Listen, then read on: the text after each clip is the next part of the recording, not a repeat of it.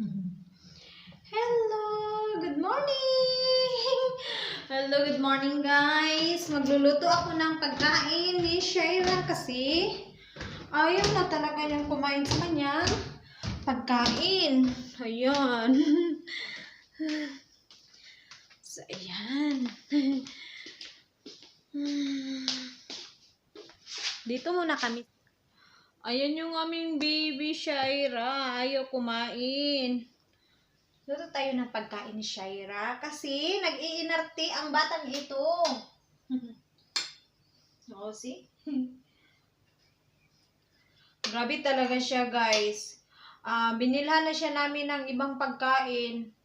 Baka magustuhan niya. Hindi pa din niya nagustuhan yung pagkain. So, ang hinahanap niya na pagkain ay yung niluluto ko. Simula nang dumating ako dito ay, di ba, palagi ako nagluluto ng chicken, ng pork, like that. So, palagi ako nagluluto. Tapos, binibigyan naman ng hubby ko, ayan, hindi na kumakain sa pagkain niya. Kahit anong pagkain na binili namin sa kanya, hindi na siya kakain, kunti lang. Kunti lang kakainin niya. Tapos, ang hinahanap niya ay yung pagkain na palagi kong niluluto. So, ayan. Kasi ayaw ng hubby ko ayaw ng hubby ko na may lasa, may salt, or may soy sauce. So, ayan, nagluluto ako ng para sa kanya ng pinapakuluan lang talaga. Tapos, so ayan, kinukuha ko yung mga yung mga nagbabos. Ay, yung mga sa ibabaw ba? Nagbabos.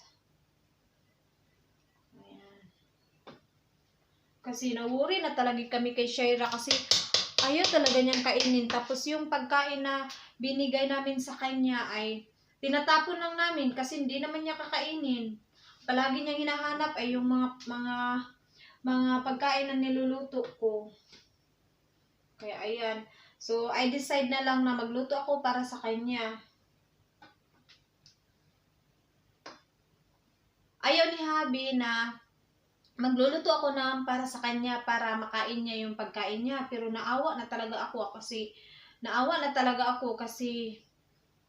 ilang araw na hindi siya kumakain.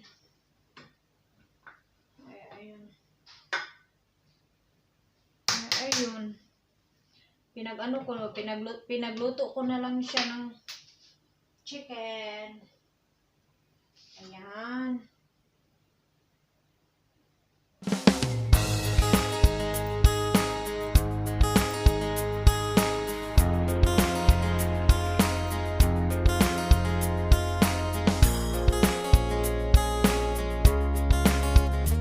Saka? I cut my nails because inside in our house you don't allow to cut inside the house. Yeah. With a scissor it's allowed, but not with a cutter. Yeah, because if inside, Spreading. yeah, spreading in the floor, and you don't like, diba?